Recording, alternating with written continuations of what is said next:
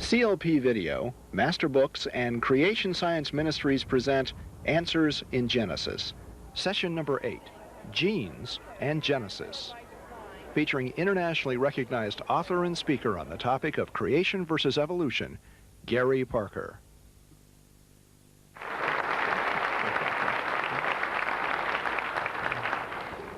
Well, we've now had time to share with you, both Ken and I, a lot of evidence of creation from the world round about us.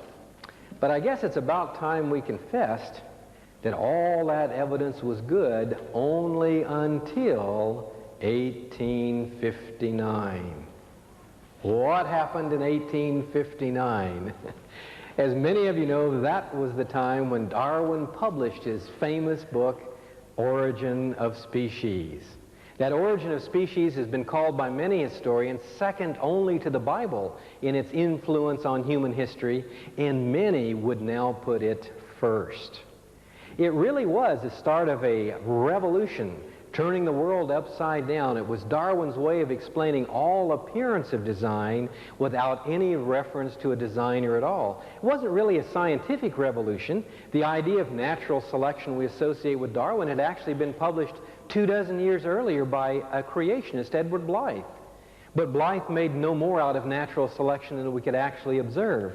The Darwinists turned natural selection into a substitute for God, an alternate religion. As profound as the idea is, it was actually based on some fairly simple observations. Darwin got his idea of natural selection simply from observing the effects of artificial selection. And all of you are familiar with examples. Ken talked with you the other day about the various kinds of dogs and made some, well, unkind remarks about bulldogs and poodles, but at any rate, you recognize there are lots of kinds of dogs and cats and cattle and so on. One that attracted Darwin's attention were the pigeons. And believe it or not, all the pigeons you see in the diagram here can be bred from just this wild rock pigeon that hangs around barns and statues and so on. From those pigeons, you can get some with a pretty little crest on the head with a big neck pouch down here with a spray of tail feathers and so on. And you can take these and cross them and breed them right back to the wild rock pigeon here. One time in San Diego, we stumbled across a goldfish breeders convention. And you'd be surprised what goldfish breeders have been able to do to those hapless little critters. Some of them had their eyeballs hanging out on stalks and all kinds of frilly feathers and so on. There's certainly a lot of things that have been done as a result of selective breeding by man.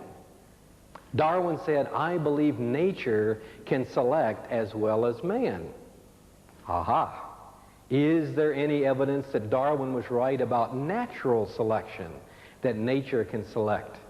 And of course, the answer to that question is absolutely, overwhelmingly, beyond a shadow of a doubt. There is an abundance of evidence that Darwin was absolutely correct about this idea of natural selection. And of course, the example that's been used to prove the point all the way along is the famous peppered moth, Byston bechellaria. And so back in England, back in the 1850s, there were tree trunks in England on which these moths would rest during the daytime, fly around at night. Well, back then, the tree trunks were covered with this kind of lichen growth, and they had a light-colored little peppered background to them and so on. And so back in the 1850s, the light moth was camouflaged. In fact, if you look at the photograph here, you might be hard-pressed to find just exactly where it is.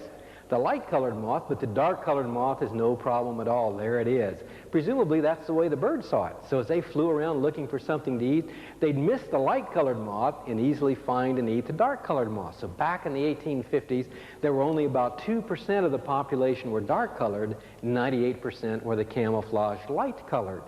But then along came the Industrial Revolution and pumped soot into the atmosphere and so on. So the soot actually rained down the bark of the trees and accumulated in little puddles, killed the lichen on the trees, and now it was a dark moth that was camouflaged. So in just 100 years, the population shifted from 2% dark to 2% light. This was the one that now stood out, and the dark moth was the one that was camouflaged. There you have it. Evolution going on today. At least that's what I used to tell my students when I believed in evolution. Once in a while, you'd get those cantankerous students like Ken Ham used to be who would say, please, sir, if evolution is true, you know, how do we see evolution going on? I wouldn't back off. I didn't say it was too slow or too fast. I said we can see it going on, and launch into the story of the peppered moth here. And so this looks like, this is the one that still, the studies were done back in the 50s, but it's still the one that evolutionists point to as proof positive that evolution is a fact, something you can see and verify right before your very eyes. Well, what would a creationist say about that? Well, keep in mind, the best argument for evolution is what?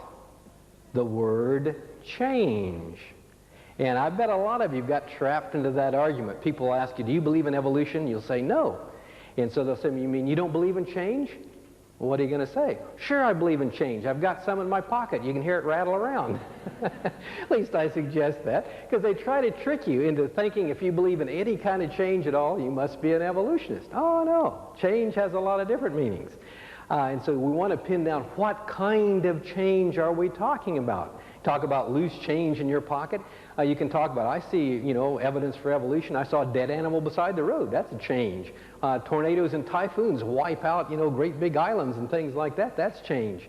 And then the evolutionist has said, well, wait a minute. That's not the kind of change I'm talking about. I mean an increase in the quantity and quality of genetic information. Now, that's evolution. More genes, more information, better genes, better information. And then you say, yeah, what about the peppered moth? Does that show us evolution? What was it to start with? Moth species, Byston betularus, several color forms from light to dark. What was it at the end of the observations? Moth species, Byston betularus, several color forms from dark to light. What was the one thing that never changed? The moth species, Byston betularus. The one thing this isn't is an example of evolution. Suppose you let that go on for 50 trillion years. What do you got? Moth species, Byston betularus, several color forms from light to dark. As a matter of fact, now that the forests are being cleaned up and so on, and the lichen is making it come back, the moth is shifting back to that earlier form. And so if natural selection had completely wiped out one, it'd be on the way to extinction, not on the way to evolution. Where did the gene come from? As far as our observations is concerned, it was always there. This doesn't even illustrate the addition of a mutation, any change in the genetic structure at all, just the percentages of the different color forms, explaining not how the species originate, but only how and where they survive as they multiply and fill the earth. Now, that was Blyth's idea as a creation scientist. That's based on what we can actually see and observe after death entered the world, after the fall and after the flood. As things begin to multiply and fill the earth, natural selection helps us to sort out where they are found, how they moved into one area rather than another. Natural selection, yes. Evolution, no. That's the problem. Now, if a scientist takes a look at this, you can say, well, now, wait a minute. If you just wait long enough, time is the hero of the plot, the process of natural selection, if you give it a longer time, can be extrapolated to explain not just moth to moth, but molecule to man, to use the title of one of our government-sponsored textbooks indoctrinating people in evolution and so on. Well, extrapolation is a legitimate scientific enterprise, like, you know, looking at the population of the world and trying to project what the population will be in the future. But every time you extrapolate, you have to ask, what are the limits? What are the boundary conditions? How far can I logically take this idea without getting into trouble? So let's take a look at natural selection. Natural selection, yes, but I think we can identify several limits that tell us evolution, no. One of the biggest problems with natural selection is compound traits, traits that depend on more than one structure working together at the same time. Well, this morning I shared with you one of my favorite examples, the woodpecker. This afternoon I might share with you Dr. Gish's favorite example, and I guess my second favorite example, these little teeny critters that we call bombardier beetles. Very unassuming in appearance. We have some, you know, in our science center back at Clearwater Christian. Just a little teeny beetle, not very long, kind of colorful, but not too extraordinary. And here you see a beetle in deep trouble. Up behind him, there's sneaking a mean old beetle eater, like a frog or a toad, ready to flip out his tongue, snap up this free lunch, and just as he opens his mouth, boom, off goes this explosion, sending dust and gas at 100 degrees centigrade, the boiling point of water, into the mouth of the would-be beetle eater. Now, it doesn't kill the frog or toad, but it definitely kills his taste for beetles. And in fact, in the photographs we have back at ICR, the last scene shows a hapless toad dragging his tongue across the sand, trying to get rid of this foul-tasting stuff. Well, the chemicals involved in this are simple enough. Hydrogen peroxide, the same kind of stuff used to bleach hair and fizz bacteria out of a wound and so on. Hydroquinone, some chemicals used to develop film. And so those are the two chemicals that the beetle uses. And then he's got some cannons at the rear that store this thing, and they can actually fire 300 times before they run out of chemicals and have to go off and hide and reload somewhere along the line. You can almost imagine a warm spring evening. One beetle says to another beetle, let's go down by the pond and have some fun. Boom, boom, boom, boom, blasting their way through a line of frogs. But you have to kind of wonder now, once it's got all that in place, it's fit to survive, but how did it get it? You know, a step at a time. In Darwinism, that was supposedly Darwin's genius, that everything happened one little itty-bitty step at a time over a long period of millions of years. But that means each one of these had to have survival value. So again, it's like the woodpecker. You have a beetle wandering across an area, you know, minding its own. This Zotz gets hit by one of those magic cosmic rays. And all of a sudden, it begins to mass-produce hydrogen peroxide. First step to becoming a bombardier beetle, right?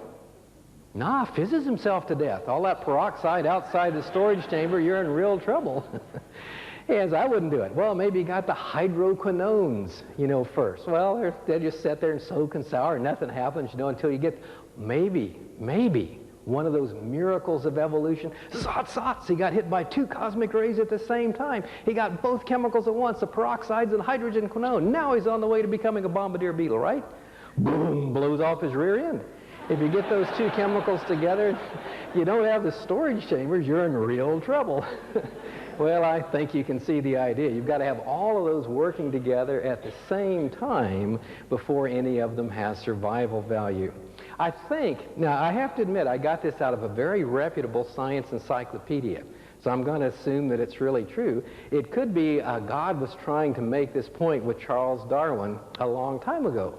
Now, Darwin, to his credit, Darwin really was a good naturalist, a keen observer, and so on, and in sailing around the world on the HMS Beagle and so on, he collected everything, including beetles, lots and lots of beetles and insects, and so sailing around South America, he has his pockets full of beetles, pants pockets full of beetles, his pith helmet had beetles under, and so he's heading back to the ship, you know, and a devoted naturalist and so on, he finds one more beetle.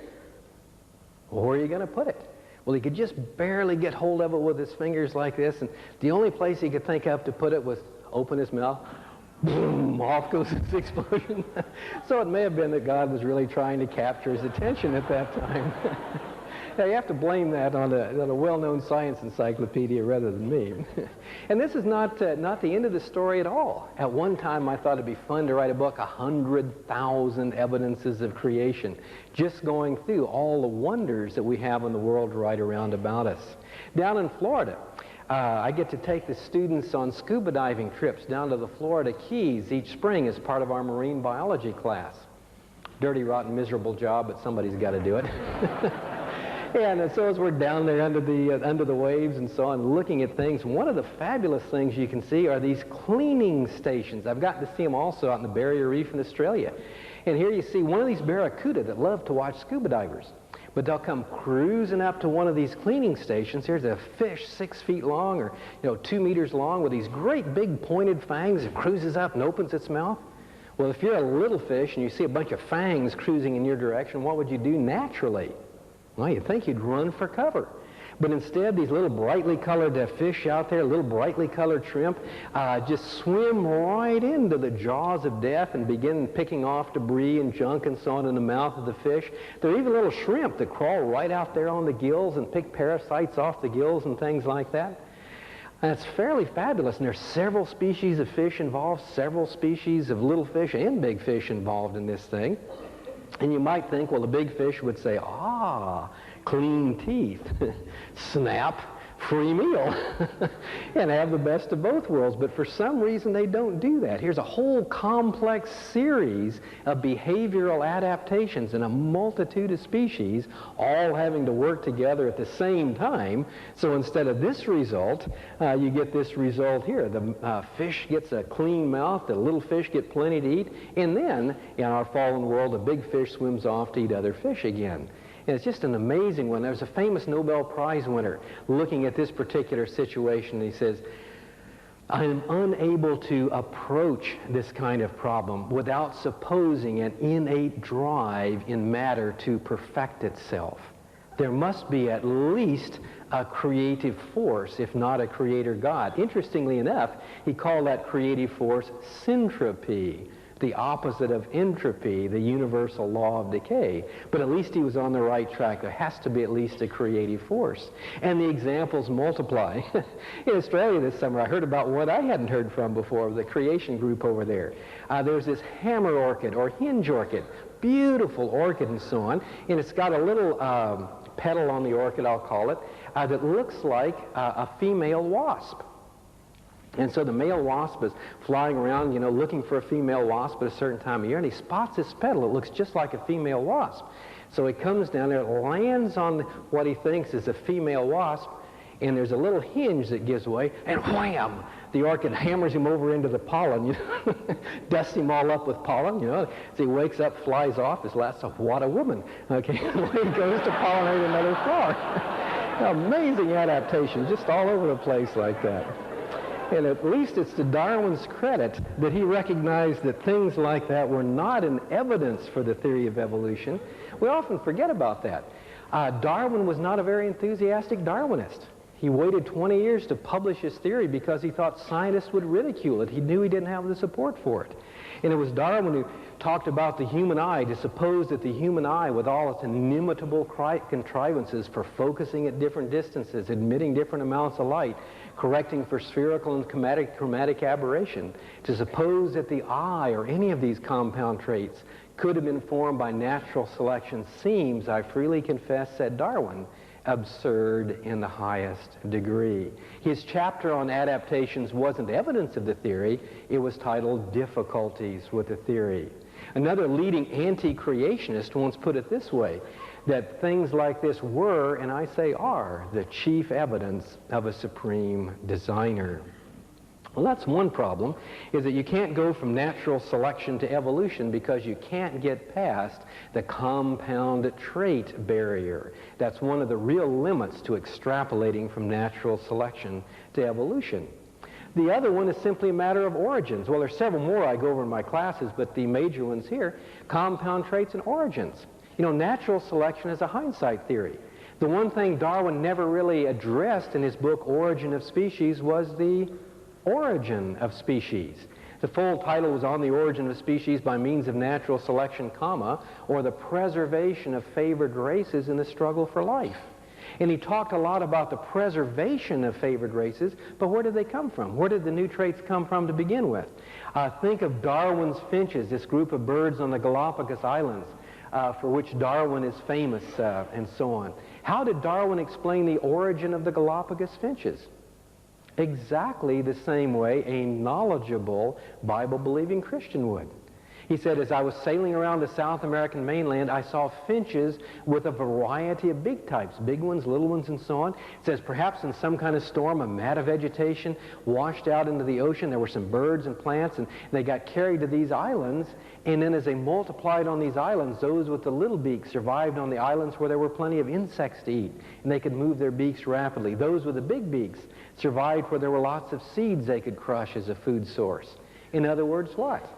These things were multiplying and refilling the earth after the fall and after the flood. If you have variety to start with, then you can explain how and where it survives, not how it originated. In fact, for origin, for where did these traits come from in the first place, Darwin didn't use natural selection to explain origin, but only survival. To explain origin, Darwin believed in pangenesis, use and disuse, the inheritance of acquired characteristics. Some secular textbooks falsely distinguish between Darwin and the Frenchman Lamarck on that point. Darwin also believed, and this was an example Darwin used. The giraffe originated its long neck by stretching for the leaves in the tree. As some drought dried out the prairie grass, then it began to stretch and so on. And then here's the mistake he made. A lot of scientists in his day made it, that as they stretched for these leaves in the tree, at the time of reproduction, all these stretched muscles would make more pan genes that would flow through the reproductive organ. The next generation would start with a longer neck. Well, it was an interesting idea, but we found out since totally false. That characteristics you acquire, like you can go to the gym and work out, you know, you too can have a body like this. Wouldn't take very much, would it? But your little baby, you don't have to laugh that loud. But your babies are going to start off soft and flabby. They're not going to start off inheriting all the exercise you did and so on. And so the modern evolutionist recognizes that. So modern evolution is called neo-Darwinism. We've thrown out pangenesis, kept natural selection. The new thing that's added is what? Mutations. These random changes in heredity. That's the raw material for evolution. Well, it's certainly true that mutations occur. And my students in their genetics class, like students right around the world in genetics class, do experiments with these cute little fruit flies. And you can see here's a relatively normal one. Here's one with these spread apart wings and rudimentary wings, miniature wings, vestigial wings, skewed cross-veinless cut wings. And so there are a lot of things that radiation damage has done to fruit flies and so on that represent mutations. So mutations, yes, they really do occur. Evolution, no. In fact, what we know about mutation shows us several limits that prevent us from extrapolating logically, scientifically from mutations to evolution. The first are the mathematical problems, and these are very well known and admitted by evolutionists. Mutations, fortunately, as we'll see, mutations do a lot of harm. They're great at explaining the origin of disease, as we talked about last evening. Fortunately, they're fairly rare. And so mutations, on average, a gene mutates about once in every 10 million duplications. That's a real rough average. Or if you had a population of 10 million, like bacteria in a test tube, there's a pretty good chance of finding a mutation of some gene in that particular organism. So they're rare, but don't get trapped there. They're not that rare. In that sense, a test tube of bacteria is likely to have a bacterium that's mutated. You and I have about 100,000 genes from each parent, about 200,000 genes. And in us, it seems like the mutation rate's about 1 in 200,000. Or excuse me, 1 in 100,000. So the average person is typically born with 2 genes neither of its parents had that are a result of mutations. The problem mathematically is trying to get these mutations to add up to produce something really new. If you're going to change a fin into a foot, a leg into a wing, an amoeba into a man, you've got to do more than just 1 or 2 mutations. You've got to have several of them working together to build a new structure. What are the chances of just 2 related mutations? It's not 2 times 10 to the minus 7. It is 1 in 100 trillion. Uh-oh. Now the odds of bacteria having 2 related mutations, you need something as big as the Gulf of Mexico to find that. When you get to 4 mutations, it goes up to 1 in 10,000 trillion, a 1 followed by 28 zeros. And that's just bacteria may be resistant to 4 antibiotics. That's all that is. At this point, real scientists said, wait a minute, mutation theory doesn't work. We've got to look for something else. It just plain doesn't work. We used to think that bacteria became resistant to antibiotics by mutation. In the lab, they do. You can make them resistant by mutation, but those are evolutionary cripples. The mutation has broken down an enzyme, so they can't even survive well in the normal environment. In the real world, the ones that are threatening are the bacteria that have little loops of DNA called plasmids that make enzymes that break down the antibiotic. And they trade them around in a form of sexual reproduction called conjugation. And so scientists said, this is impossible. We've got to look for another explanation. They looked for it, and they found it. That's the way scientists normally look at statistics. When the odds get that low, they say, hey, that's not going to work. Let's look for another idea. Suppose somebody came to you and said, boy, you know, I've really been on a lucky streak. I've won the lottery in my state each week for the past 10 years. How many of you would believe that? Okay. But an evolutionist comes along, odds a lot less than that, says, you know, I think life is thrown together by a chance combination of molecules in the ancient oceans. What do people say? Sounds good to me. It's impossible to believe. If it weren't for that presuppositional bias, how in the world would anybody believe that? There are a couple of scientists in England that did some calculations. What are the odds of just getting, you know, if you just had the simplest organism imaginable, and there was some process that was producing the DNA and protein, so it's very generous to evolutionists, what would be the odds of getting a living cell on a roll of the molecular dice? Their figure, a 1 followed by 40,000 zeros. And they said it this way. That would be like the odds of a tornado sweeping through a junkyard, spontaneously assembling a Boeing 747. And what do evolutionists say? That's it. Boy, that just shows how powerful natural selection is. And they laugh at us for believing in miracles?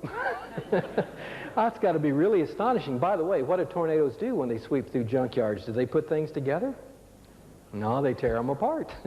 And so they're being far too generous. Sometimes I like to say it like this. The odds of getting life on a roll of the molecular dice are like the odds of getting a 13 on a pair of regular dice.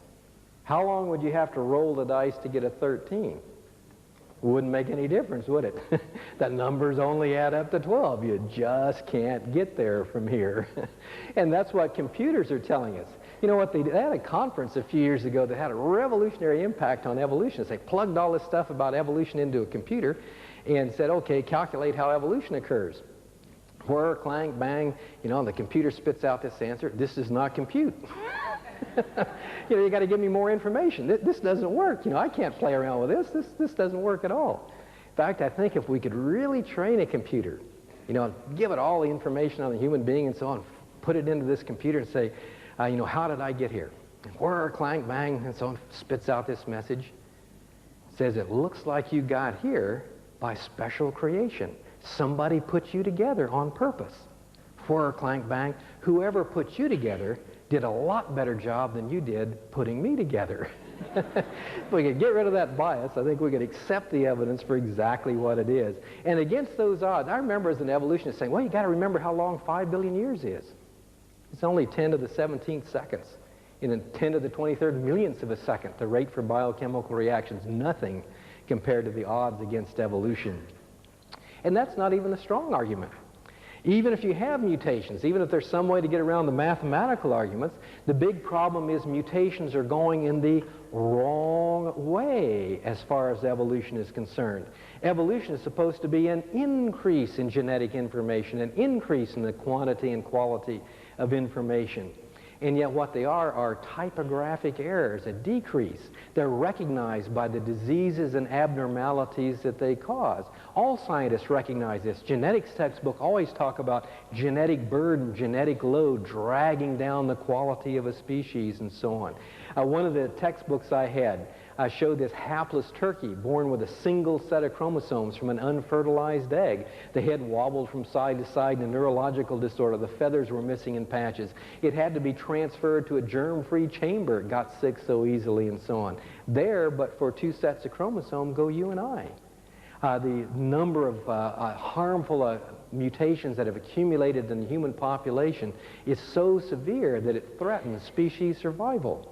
Francisco Ayala knows that. Here he's a leading evolutionist, and I use some of his materials in my classes and so on. In the last chapter in his book, what does the future hold? What does the future hold?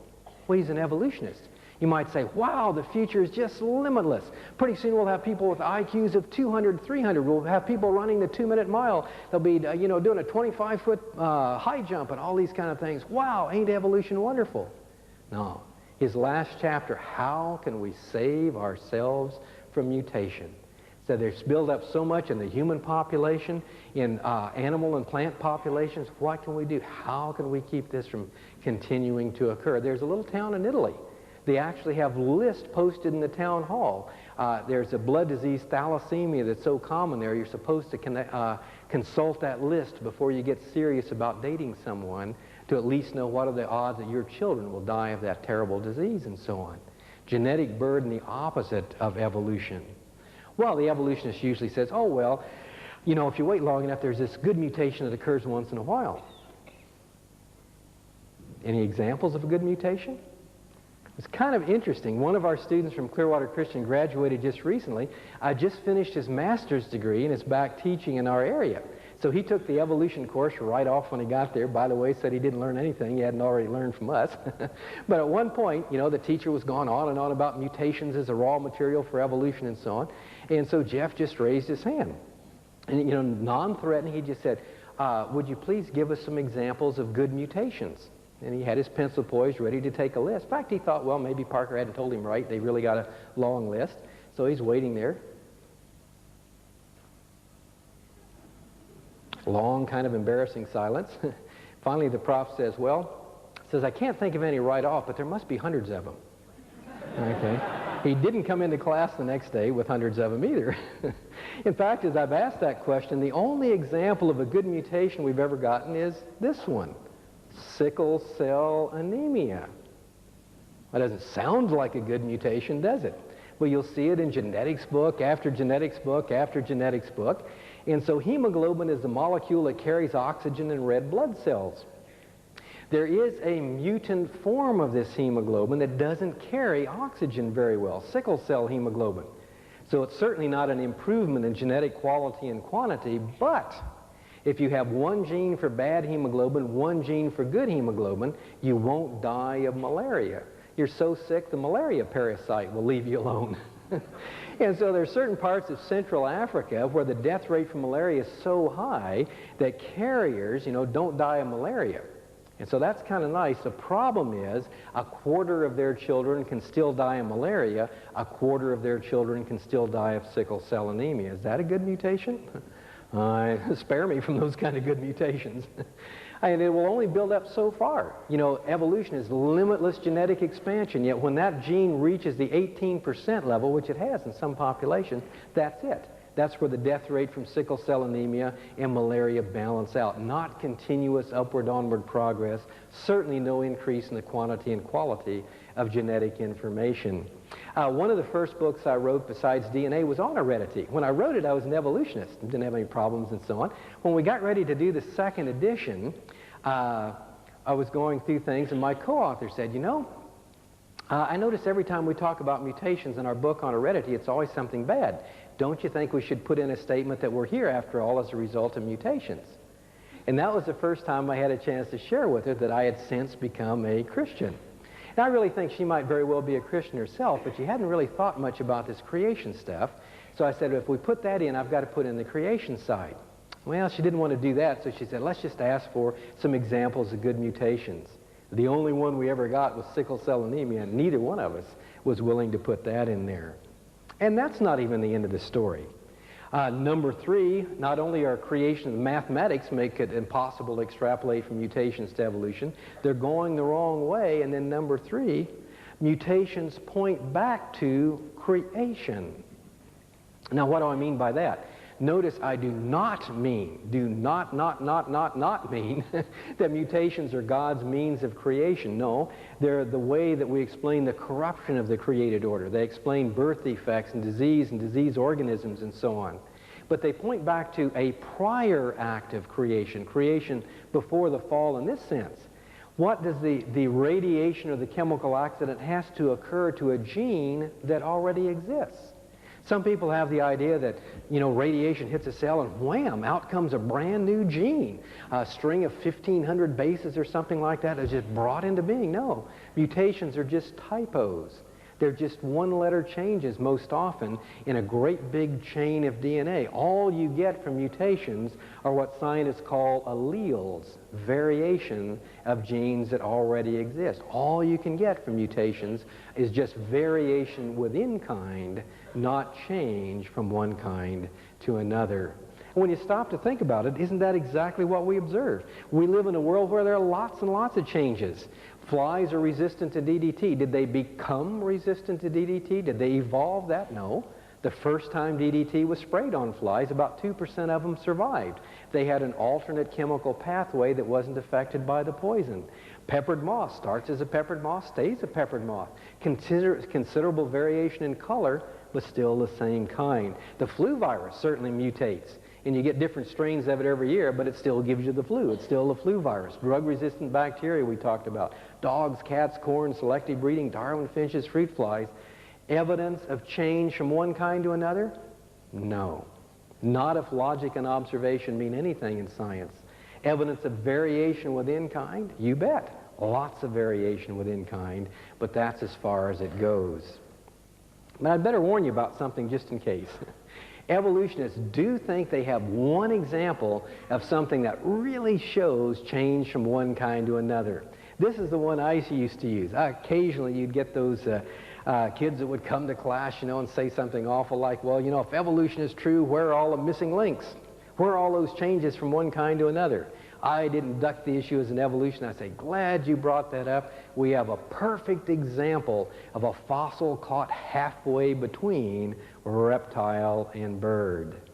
And I bet a lot of you know what I'm talking about. It's that fossil called Archaeopteryx that was either discovered or invented, that's a side issue, back in 1860. It was the one used by Thomas Henry Huxley, Darwin's bulldog, to convince many people that evolution had to be true. Here's the way the animal would look reconstructed. It's got feathers, it's got wings. You might say, well, gee, it looks an awful lot like a bird. What's the big question? But if you take a closer look, in the bill there are teeth. On the claws on the wings there are claws. There's no keel down the breastbone like there would be in a chicken or a turkey. There's a long bony tail. Those are things we normally find in reptiles. This is the way the fossil looked as they found it and so on. There it is, halfway between a reptile and a bird.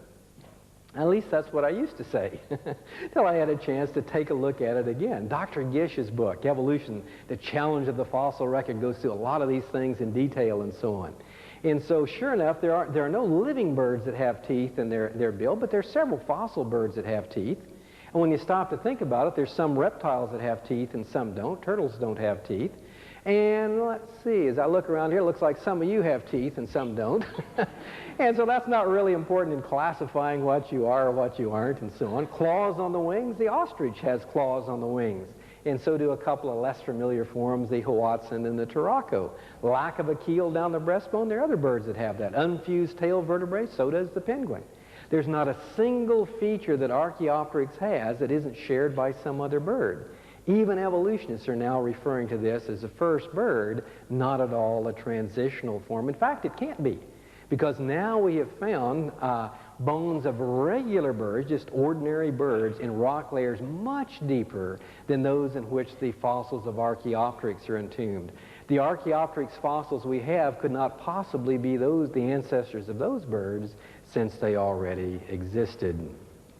Well, evolutionists are never caught off guard by evidence, so as they make this the first bird, they've shifted gears now. This is the one that's used, and this is used seriously in several debates. Dr. Gish has gotten in this one in debates and so on. They don't use Archaeopteryx. They'll say, Dr. Gish says there are no missing links. Well, we've got a perfect one, Proavis.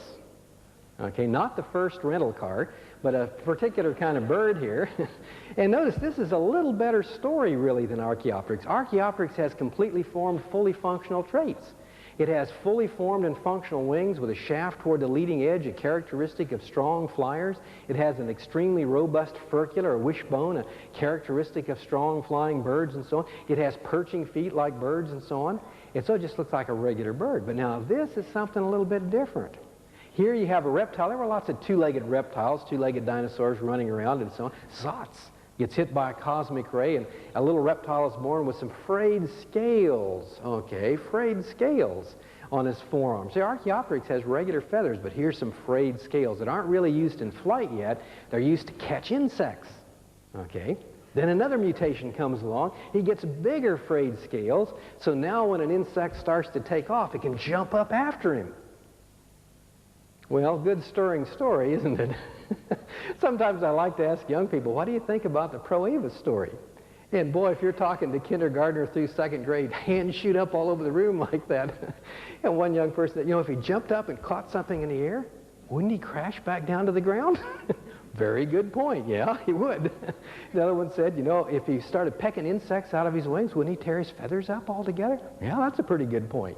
And then, you know, somebody said, well, you know, reaching around and grabbing like this, that would be the opposite of pushing the air back to fly. And that's true, too. Anybody here ever tie towels to your arms and try to jump off the garage roof and fly?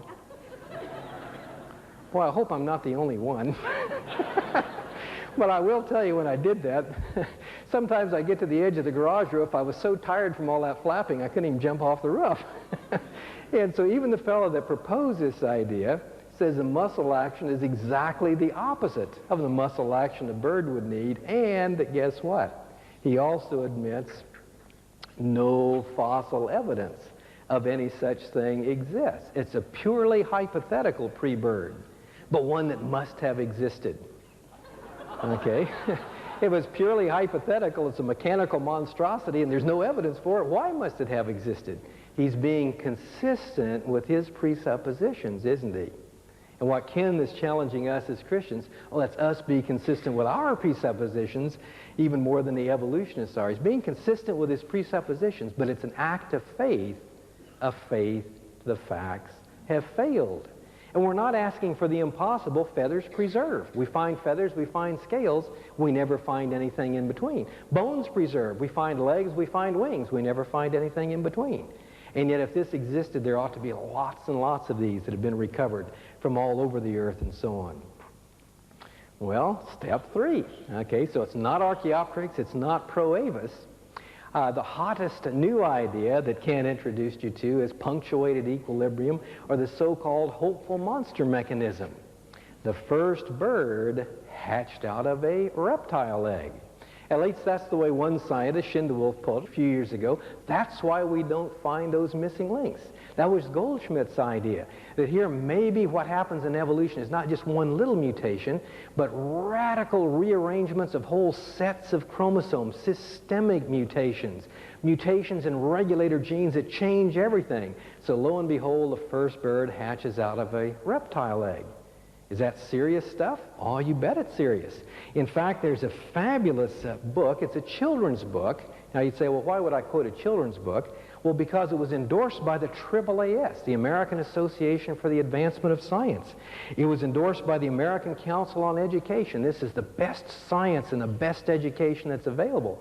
This thing really has some powerful endorsements. And it starts off talking about a mother dinosaur laid an egg. And then the question, was it a dinosaur egg? Well, back when kids grew up on farms, the answer was obvious. Chicks lay chick eggs, ducks lay duck eggs, dinosaurs lay dinosaur eggs. But then it goes to, was it a stegosaur egg? No. Was it an allosaur egg? No. Was it this? Was it that? No, it was a wonderful new kind of egg laid by a dinosaur mother. And when it hatched, it hatched into a baby bird. The first baby bird in the whole world. And this is the drawing they have in this children's book. You can imagine how excited kids are about this. When it hatched into a baby bird, the first baby bird in the whole world. And the baby bird grew up to be a beautiful bird with feathers. The first beautiful bird that ever sang a song. The wings worked. It flew all the way up into the trees. The voice box worked. Now it was singing instead of grunting and hissing and so on. In the green new world of long, long ago. Well, that's palmed off as good science and good education. Well, it's certainly an interesting idea, but Stephen Gould proposed at one time that there'd be a resurrection of the idea of big jumping evolution, big step evolution, saltatory stuff and so on.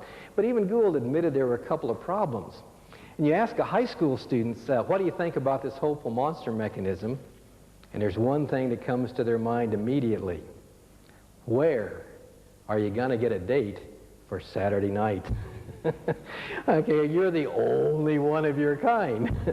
There aren't anything else like you. And it can't be an identical twin. That'd be the same sex and so on. So even if in some wild statistical miracle you still got something like that, there'd be no way to reproduce, no way to multiply after kind. And he does admit that at least that's a major difficulty with this particular idea. Now, if science were actually based on logic and observation, like it used to be before it became a search for naturalistic explanations instead of a search for truth, let's just apply a scientific test here. Evolution is based on genetics that have never been observed. We've never seen anything slowly and gradually change from one kind to another. We've never seen anything jump from one kind to another. Although the hopeful monster mechanism could be tested, has been tested in the laboratories, just failed all the tests. Evolution is based on genetics that have never been observed, on fossils that have never been found. What did they dig up, as Ken said? Nothing. What did they label it? Missing. How did they know there was anything there to be missing in the first place? Genetics that have never been observed, fossils that have never been found. What about the case for creation?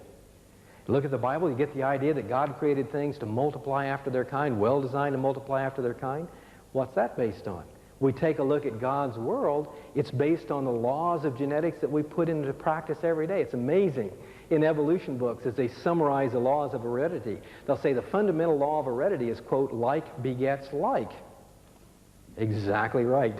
Right out of the beginning of Genesis and so on. And it's based on fossils found by the millions on all the continents around the world. And so as a scientist, I tend to prefer a theory that's based on what we can explain, what we do observe. And that's creation, not at all evolution. What's science telling us about evolution?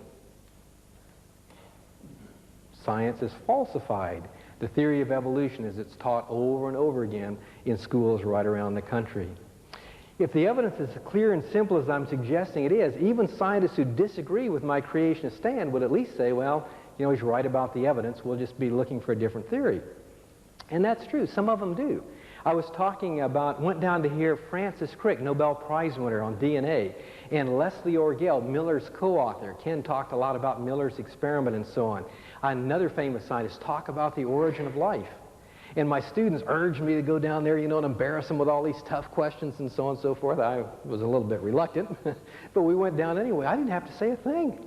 The evolutionists just riddled their own theory, all kinds of full of holes and so on. And afterwards, I was getting a little bit of courage, and I went over to Leslie Orgel, and I said, you know, I think we have evidence for creation. I kind of stood back. I thought he'd either laugh at me or have the sergeant at arms throw me out or something like that. And he said, oh, I know what you mean. I know what you mean about evidence of creation. Here's one of the major figures researching chemical evolution. He says, but I believe in 50 years we'll have evidence for evolution. He's the one that's writing the books. He knew that his belief was based on faith in something scientists might someday find. He knew that my faith was based on the evidence that we have right now, plus faith that God's Word tells us what we're going to happen in the future. What did I say? See in 50 years. And the more time that's gone by, the better the case for creation's God. But at bottom, it's still faith. We have the faith in the Word of God. He had the faith that maybe someday science would come up with some evidence to support his belief. Well, that conference in Chicago that Ken mentioned, so they were looking at exactly what we're talking about. This wasn't a side issue. This is why they got together. Can microevolution, little changes, mutation plus natural selection? I used to tell people, well, you know, do you believe in evolution or microevolution? I used to say yes, to try to be as conciliatory to evolution as I can, because I certainly believe in mutations and natural selection. But then somebody warned me, if you say that, people will misinterpret it. They think you believe in a little evolution. If you wait long enough, you'll believe in a lot of evolution. But these processes here don't go along with big evolution. That's what the evolutionists were saying. If you take a look at mutation, natural selection, can you extrapolate? Can you logically add up plenty of time to this and go from little bits of change to big change, macroevolution? The answer, as Ken pointed out from the evolutionists, no, you can't. Another famous evolutionist, Garrett Hardin's, very well known as an anti-creationist. Beautiful book, 39 Steps to Biology, describing the wonders of nature and so on. His first chapter, fearfully and wonderfully made, using that phrase from Psalm 139. Second chapter, nature's challenges to the theory of evolution. Notice you don't have to have creationists come into a classroom and present evidence for creation. Every time a student looks through a microscope or a telescope, they're bombarded with evidence of creation. I think that ought to be a lot of comfort, by the way. That even if they won't let us or try to suppress us from presenting creation in the classroom, all you got to do is go on a field trip. All you got to do is look at the real world, And that evidence of creation, God is speaking directly. The stones cry out for the truths of God's Word. But we want a chance to show that, have people look at that consciously and so on. And so he talked about the cleaner fish I mentioned, things like the bombardier beetle and the woodpecker. Only a few of the problems facing evolutionists committed to Darwinian theory. Then a rare moment of candor, his last 3 sentences in the intro. Is the evolutionary framework wrong? Now certainly that ought to be legitimate in a science classroom, shouldn't it? Where's Clarence Darrow when you really need him? Back at the time of the Scopes trial, the evolutionists were saying it's wrong to teach only one idea in school. It's wrong. Now that theirs is the only idea taught in school, strangely silent. Now it's right to teach only one view in school. Why do they do that? Why do they want evolution only and not creation? If evolution were overwhelmingly supported by the scientific evidence, what's the best way to stamp out creation? Let these poor little misguided Christian children bring in their evidence and just show them how stupid they are. They won't do it, will they? What's the only way an evolutionist can win a scientific argument is to make sure you don't hear the other side of the story. So they've got to use a smokescreen, science and religion. We can't talk about that. Now it's right to present only one view and so on, because they don't want to face these issues. But Garrett Hardin said, no, is the evolutionary framework wrong? Certainly that's legitimate. Does the theory mismatch the evidence? That's something you can always do in a science classroom. But he went further. Was Paley right? Paley was a thinker in the century before Darwin who argued the kind of design we see in the living world points us to a designer, not just an impersonal force, but a personal creator God. And Michael Denton, that well-known scientist who hasn't yet become a Christian, but he's aware of these problems in evolution and so on, wrote in there, Paley triumphed. It turns out he was right. His argument that the watch implies a watchmaker is even a stronger argument than it was back in his time, now that we know the intricacies of the living self. Think about it. Think about it. And don't we wish our young people were given that opportunity to think about these things, to look at evidence on both sides of the issue? Well, one thing you might want to think about, though, that means you got to be prepared. What's God's rule? Be ready to give a reason for the hope that's within you in gentleness and meekness. And you can expect those questions. Where did Cain get his wife and all of these sorts of things and so on. What about that variation that we see among people today and so on? And the example that comes up over and over again, look at all the different kinds of people today, all the variation in skin color. Well, as Ken pointed out to you, everybody has exactly the same skin color. You never met anybody with a skin color different from yours. We all have the same skin color, a protein called melanin. The only difference is the amount of that one skin color we have. It's kind of interesting, isn't it? An awful lot of fuss has been made out of this one particular protein. The only exception are albinos that have no skin, hair, eye color at all and so on. Well, so we can rephrase the question, how long would it take to get all the variations we see in skin color? 1,000,000 years? No. 1,000 years? No. 100 years? No. 1 generation. 1 generation would be plenty of time. Now, the Bible doesn't tell us what skin color our first parents had, but from a design point of view, the easiest place to start would be in the middle with medium skin color. Well, there are at least 2 pairs of genes, big and little a, big and little b, that control the amount of skin color we have. So let's assume that Adam and Eve, our first parents, had medium skin color like this. It might have taken 2 generations if it was some other star, but look what happens in 1 generation. Among the children of Adam and Eve, Cain, Abel, Seth, their brothers and sisters and so on, some would have all capital letter genes, the darkest possible skin color. A brother or sister sitting across the dinner table or whatever they had, all little letter genes and the lightest possible skin color. On average, 6 out of 16 would be medium skinned like their parents, 4 a shade darker, 4 a shade lighter. That's the normal situation in India at the present time. Among the India Indians, I'll say it that way since I'm largely American Indian, among the India Indians, some are as dark as the darkest African, some are as light as the lightest Norwegian. Most are somewhere in between. And that's just normal. We knew a family one time from India, when they sat down around the dinner table, among the children of the same mother and father, every skin color you could imagine anywhere was right there in that one family. A few years ago, there was a little caption in the paper. An Englishman had married a Nigerian woman that he met on the mission field, and they had twin boys. Now, these were fraternal twins. One as dark as his Nigerian mother, one as light as his English father. And it made the news, but it shouldn't have. That's just perfectly ordinary genetics, nothing unusual at all. But notice what happens when people break up and begin to multiply and fill the earth, especially after the Tower of Babel, when they're broken up into smaller groups by the language barrier. If people that have very dark skin only marry people with very dark skin, all they can pass on are capital letter genes, and the children come out very dark, generation after generation after generation. This chart, by the way, is in that What is Creation Science book, and maybe in the Answers book as well. And then if you have people with only little letter genes, what happens? Then all they can pass on are little letter genes. The children come out very light generation after generation. It's possible to get stuck in the middle. Now, this kind of variation here gives you everything in one generation, but let's suppose the mother and father both had 2 big A's and 2 little B's. Then what happens?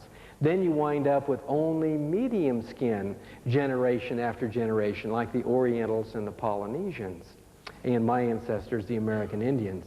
And so all of this, what happens in the West Indies where this study was done, when people get back together again, you're back to no more and no less variation than God built into our very first parents. Take a look at this little figure up here. This was calculated by an evolutionist, although anybody could do it. The average human couple today could have a number of offspring written as a 1 followed by more than 2,000 zeros. More than the stars in the universe, more than the atoms in the universe, more than the electrons in the universe, before they'd run out of variation and have to have an identical twin. There is a lot of variation stored in just 2 people. And it's not all visible to start with. What's one thing Adam and Eve couldn't do? Sing in 4-part harmony, right? Okay? Well, right away the gene, it's just a big and little v gene, we can call them, and right away they're children. 4-part harmony, right away the very first thing. And so what happens is people multiply and fill the earth. All of these new combinations come to light. And that's kind of exciting. I was giving a talk in Canada one time talking about the horrors of mutation, how everything's getting worse and worse and worse, and somebody came up and says, isn't something getting better? And I felt kind of bad about that, and I started to think about it, and you know, really it is.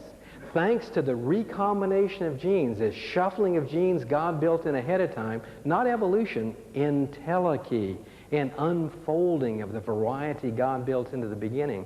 Thanks to all that variation and individuality God built in, every child born is an absolutely unique, never to be repeated combination of traits. They are special. You know, little children like to sing that song, God made me special, I'm the only one of my kind. Guess what science tells us? Boy, is that right.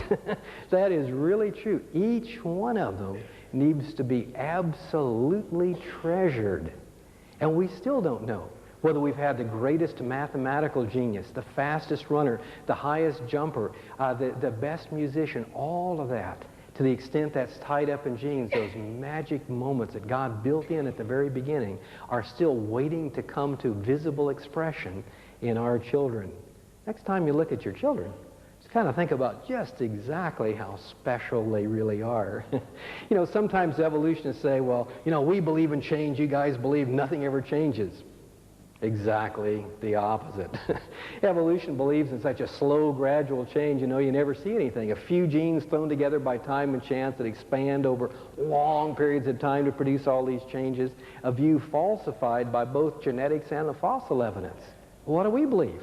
God created things with a tremendous amount of variation built in ahead of time, large gene pools, so that as they began to multiply and fill the earth after creation, after the fall, after the flood, they would break up into different subtypes that would express different aspects of the Creator's ingenuity and artistry and so on. Occasionally, some of these types lose the ability to interbreed. They become, in a sense, new species, but not evolutionary new species. They have less information than there was in the original population. So we see change, all right, creation, God building into the creation a tremendous variety. God is really the author. You've heard the saying, you know, variety is the spice of life. Well, God appears to agree with that. And He produced tremendous variation in individuals, human beings, and others.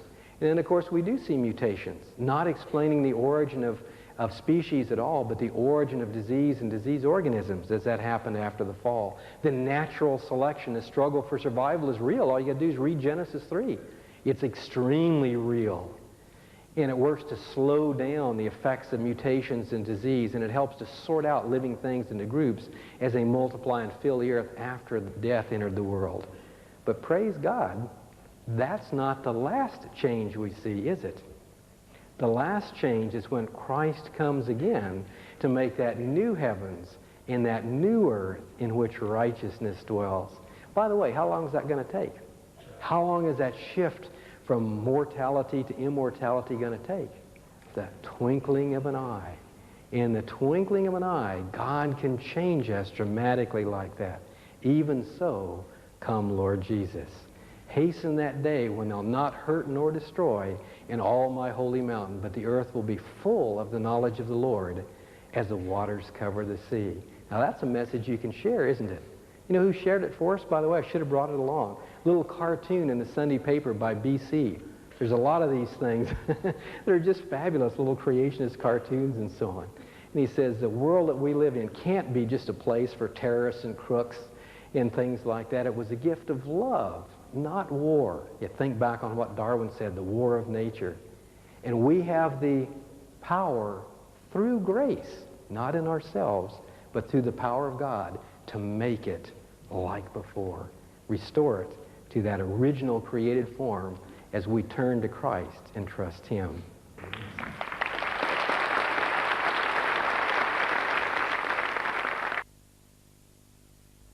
Well, that concludes our presentation. And one more thing, that's to tell you about Creation Magazine. It's the easy way for your whole family to stay up to date on creation and evolution. Creation Magazine is your family's vital defense against all those evolutionary textbooks, nature shows and magazines that abound today. 56 pages of full colour with no paid ads are sent to your home 4 times a year. Subscribing helps the message to keep on expanding as you're able to share this exciting material with others. Once again, thanks for joining us, and if you have any questions, contact us direct.